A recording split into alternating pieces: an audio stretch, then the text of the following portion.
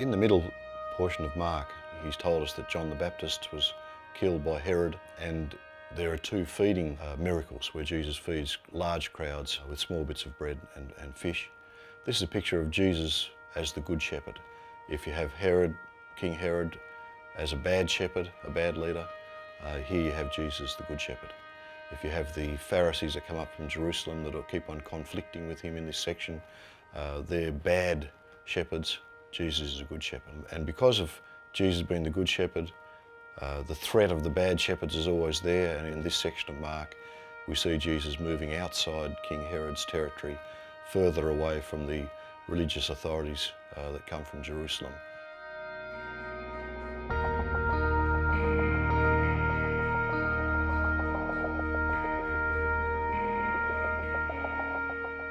As Jesus is going backwards and forwards across the sea, the two themes are he wants to reveal who he is God. And the second theme is he's asking the disciples, do you not yet understand, do you not have faith? And the image that he uses there in those sea crossings is, do you not yet see? When they arrive, at the end of this section, they arrive in Bethsaida, and he heals a blind man who could not see at the beginning of the story but can see at the end of the story. Then Jesus moves further into the villages surrounding Caesarea Philippi. Now this is in the region governed by Philip the Tetrarch.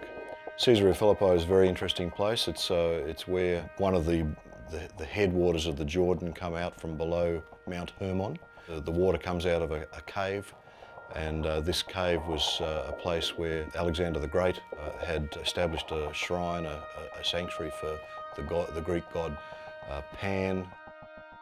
Herod the Great came along. He built a temple to Augustus there on that site. And so you've got pagan deities worshipped in Caesarea Philippi. So at this location, or around this location, Jesus asks his disciples, who do people say that I am? And the disciples give her an array of possibilities, things people are saying. And then he turned to his disciples and said, who do you say that I am? And so they're put on the spot to make a choice.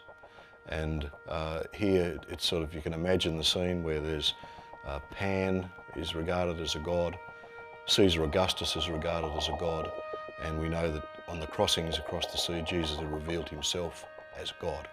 What are the disciples going to say? Who is the one who's really in charge? Is it Pan? Is it Caesar? Or is it Jesus? Once Peter answers on behalf of the disciples, you are the Christ. This is the first time in Mark's story they've got it right. However, they still haven't got it completely right, because Jesus then immediately starts talking about what kind of Christ that he's going to be. He's not just the great conquering king of Psalm 2, but he's the suffering servant of Isaiah, and he's going to have to die before the coming of the kingdom of God.